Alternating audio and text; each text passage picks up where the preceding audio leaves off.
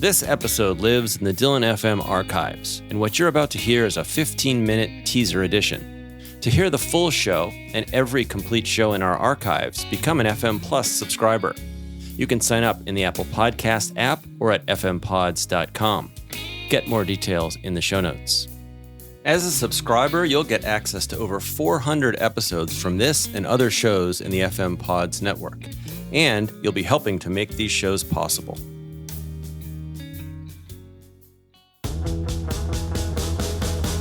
This is Dylan FM, the podcast that goes deep into the work and world of Bob Dylan. If you love Dylan, you're in the right place. With your host, Craig Danieloff.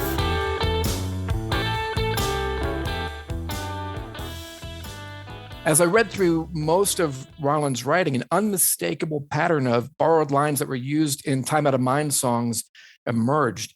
They turn up in at least 8 of the album's 11 songs, and this pattern extends into 4 of the songs in Love and Theft, the Telltale Signs entry in the Bootleg series, as well as the Academy Award-winning song. Time Out of Mind is an inflection point for Dylan in many ways. One is, it's the first album where his use of references from old folk and blues songs and other texts went from general to specific. Dylan has always nodded at or quoted a wide range of literature, movies, songs, and people in his work, from the Bible to old blues to Hollywood movies. We're used to hearing lines that have the ring of the familiar within Dylan songs.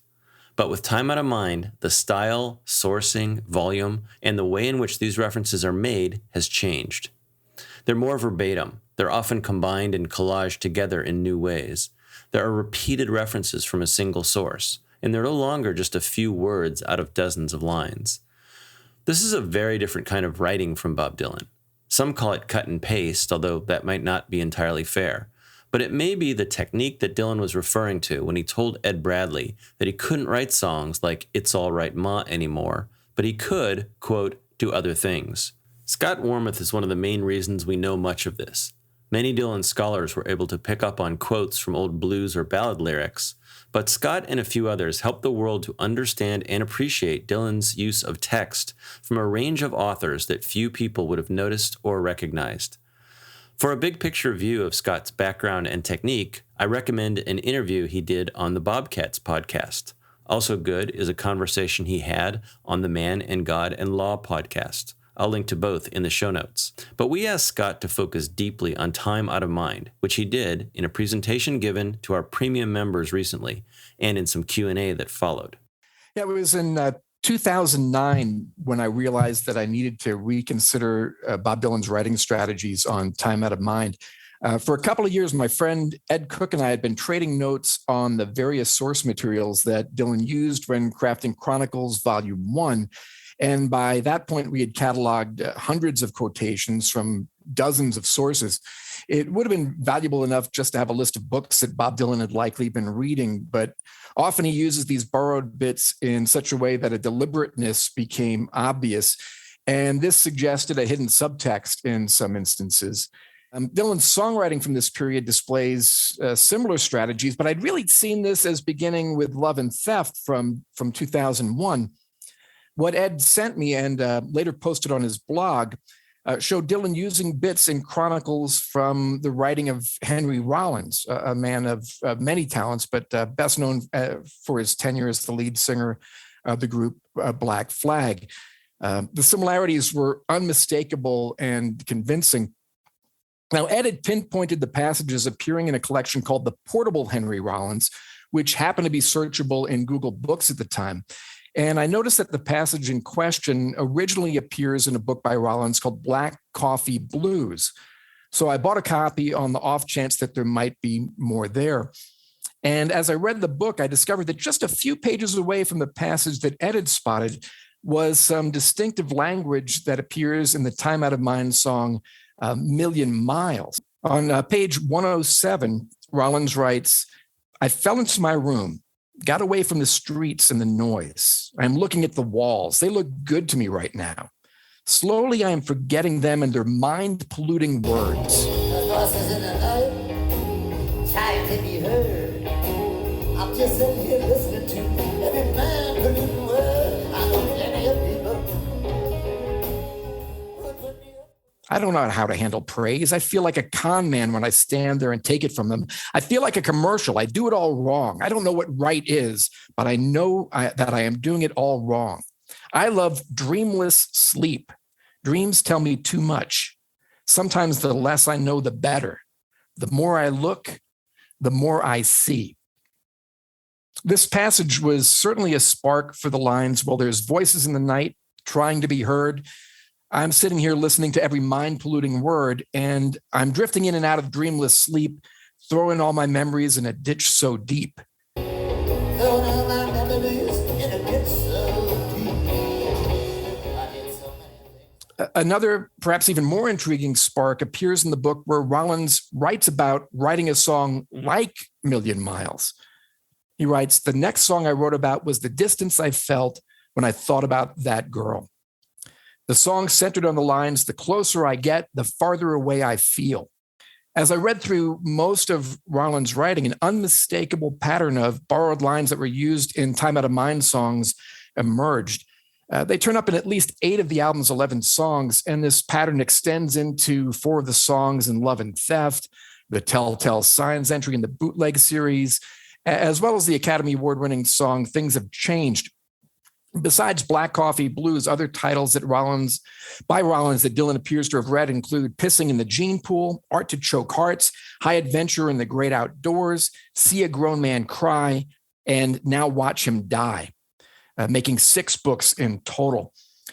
Much of the content of these books is dark, dealing with alienation, loneliness, the grind of being on the road, and coping with post-traumatic stress.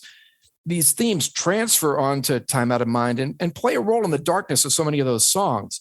The land that Time Out of Mind inhabits is in those books. One example occurs in the song Can't Wait.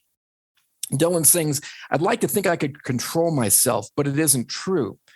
In Now Watch Him Die, on pages 66 and 67, Rollins writes, "If I allowed myself to care about you, I would hang myself up again, like I've done so many times before, when I lost self-control. I would like to think that I can control myself at all times, but it just isn't true."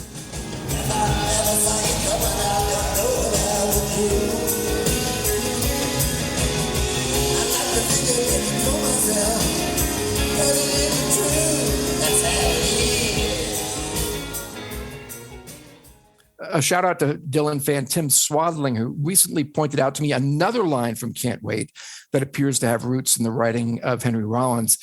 He suggests that a passage on page 99 of See a Grown Man Cry contains a line that shows up in the last verse of the song. Rollins writes, "I never thought I'd have record company hassles. You know, the story where the guy hates his label and moans about how they're fucking him and his music up, and you want to tell him to shut up and get a life. I thought that somehow I would be spared this fate."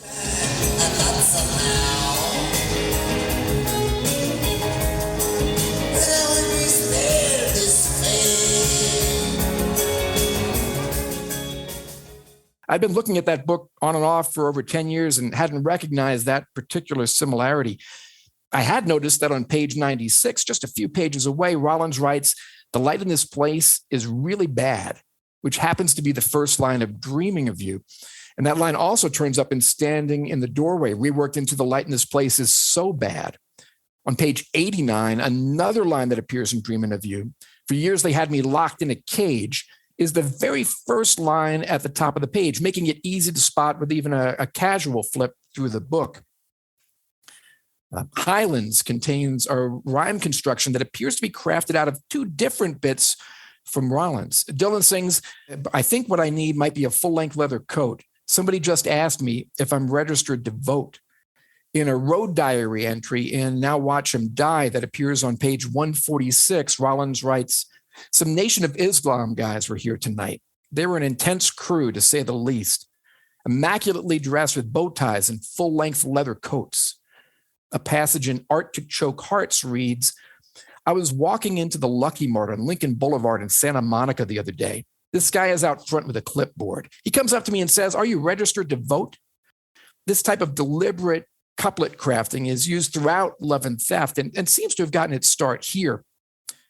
One Love and Theft couplet functions as a callback to Dylan's use of the writing of Henry Rollins on Time Out of Mind, specifically around the line, there's voices in the night trying to be heard. I'm sitting here listening to every mind-polluting word.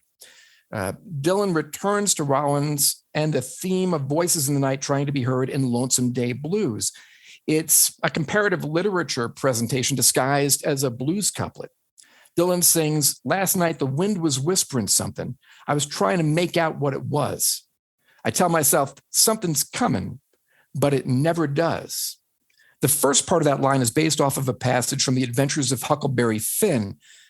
Twain writes, "The stars were shining and the leaves rustled in the woods ever so mournful. And I heard an owl a way off hoo-hooing about somebody that was dead, and a whippoorwill and a dog crying about somebody that was going to die. And the wind was whispering something to me, and I couldn't make out what it was. And so it made the cold shivers run over me." Dylan builds the rhyming line out of a passage where Rollins also writes about listening to the voices of the night. In Artichoke Hearts, Rollins writes, "I tell myself something's coming. I don't know what, but it's coming, but it never does. And I knew that it wouldn't in the first place, but I like to think that something's coming, and that something's coming makes me feel like living a little more. Sometimes I don't feel like that at all." And he goes on and on and on through there about if any of the noises are supposed to be telling me something, I listen intently. I don't want to miss the right one. So you can see how he's pairing those pieces, essentially saying, remember when I did that line on Time Out of Mind? Yeah, I'm really still thinking about Henry Rollins, and you can compare him to Huckleberry Finn, which is an incredible way to write. In Highlands, Dylan sings, "I see people in the park forgetting their troubles and woes. They're drinking and dancing, wearing bright colored clothes. All the young men with their young women looking so good. Well, I'd trade places with any of them in a minute if I could." And there's a striking parallel in High Adventure in the Great Outdoors from page 50. Rollins writes, "I was running on the Strand down near the Hermosa Beach Pier. It was a clear day. Everybody was outside.